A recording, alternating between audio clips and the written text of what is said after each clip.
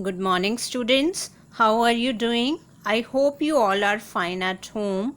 As you all know that the rainy season has already started.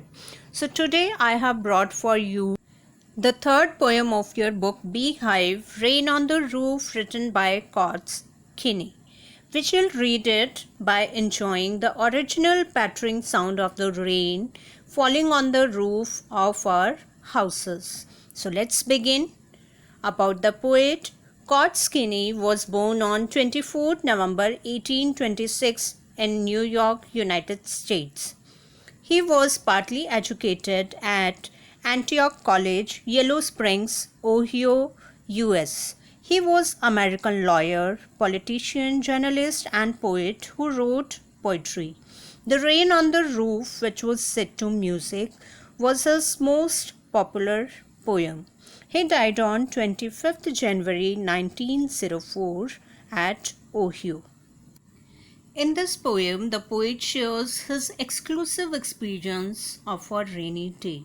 He is said demoralized by the overcast dark clouds. Later, as the downpour begins, he wishes to express the relief and happiness that the rain brings on the earth.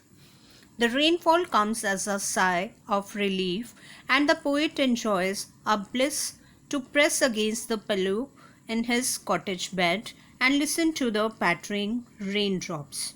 Meanwhile, he reminisces all his old memories that bring him peace and happiness. He recalls his loving mother and speaks about her sweet, loving behavior.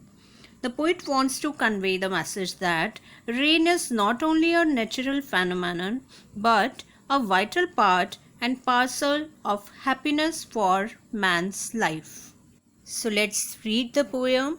When the humid shadows hover over all the starry spheres and the melancholy darkness gently weeps in rainy tears, what a bliss to press the pillow of a cottage chamber bed and lie listening to the patter of the soft rain overhead.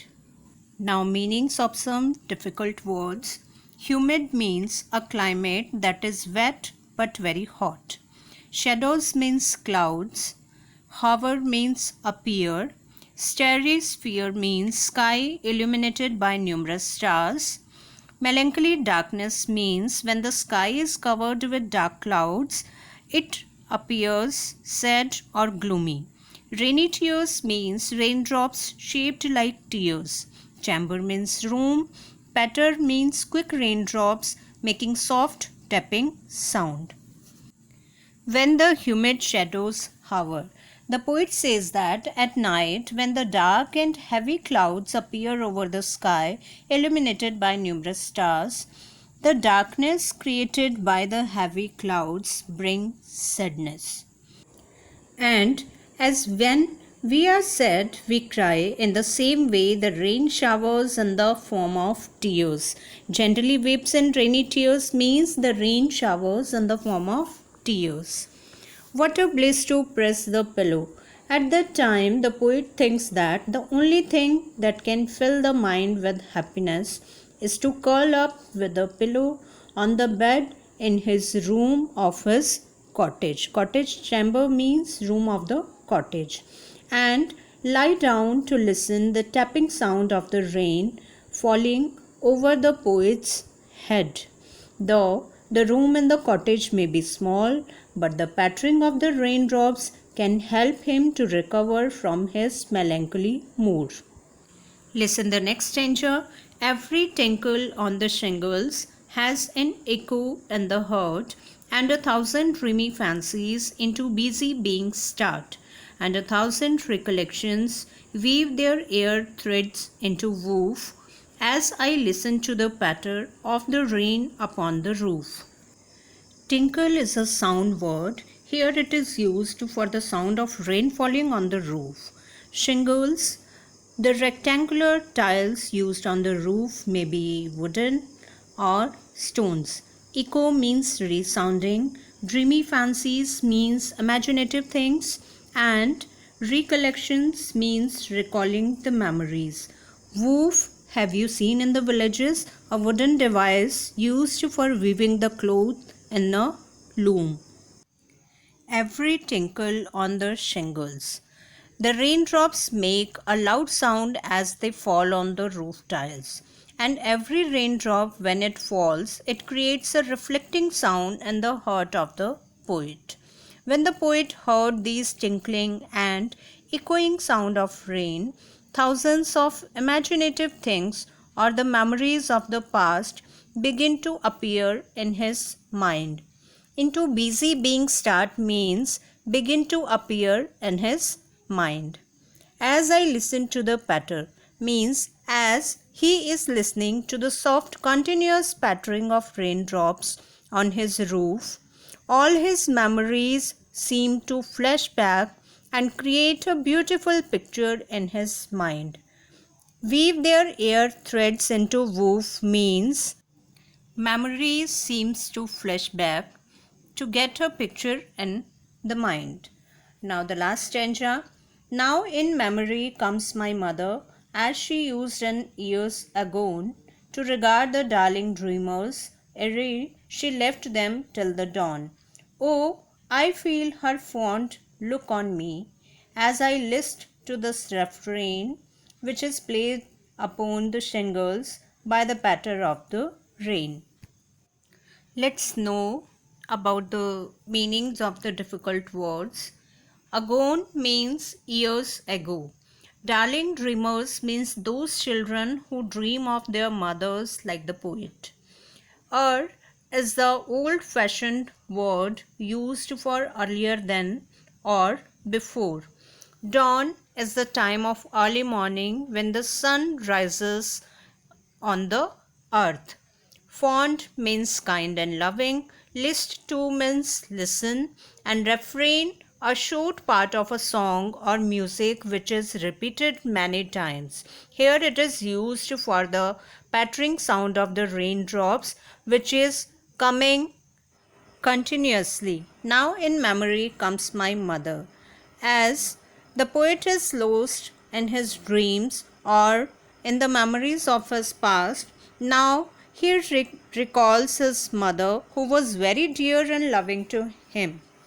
Years ago in his childhood, she used to look at him and his siblings while they were dreaming in their sleep. Darling dreamers here the poet and his siblings. His mother loved them so much that she would deliberately stare at them every night. More than anything else, oh, I feel her fond look on me. The poet remembers how his mother so lovingly used to stare particularly at him. This line shows that the poet was the most loving child of his mother. As I listen to this refrain, again the poet says that as he listens to the recurring rhythm of the falling sound of the raindrops on the roof, these sweet memories are evoked in his mind. So, as the poet is living alone in the cottage, we assume that the poet's mother is no more. She has died. The theme of the poem is to reveal the healing power of the rain. The rain brings a bliss and happiness to the ailing minds of the mankind. So now let's discuss the poetic devices used in the poem. Alliteration, the repetition of the first consonant sound in neighboring words. Here, starry spheres, S sound is repeating. Lie listening, L sound is repeating. Darling dreamers, G sound is repeating. And cottage chamber, C sound is repeating. Next is transferred epithet. Transferred epithet is used here as the poet transfers his melancholic mood from himself to the darkness of the night. Next one is personification, where a non-living thing has given the human qualities. Here in melancholy darkness, melancholy is the human attribute, but here it is given to the sky. And the last one is onomatopoeia, where the words imitate the sounds they describe. In the poem, patter and tinkle, the musical sound that a droplet makes. So, students, I would like to ask one question from you. Do you like the rain? What do you do when it comes? Do you get the shower and the rain? If I will tell you mine, yes, I greatly like the rain. I go out in the rain when it is light, but when it rains steadily or heavily, I get into my house, enjoy the weather and the crispy pakoras with my family. Do you do that? But I want to tell you that there are the bad effects of the rain also. There are a lot of human beings and animals seeking shelter under the trees and tin roofs of the small roadside. The poor animals are caught in the rain.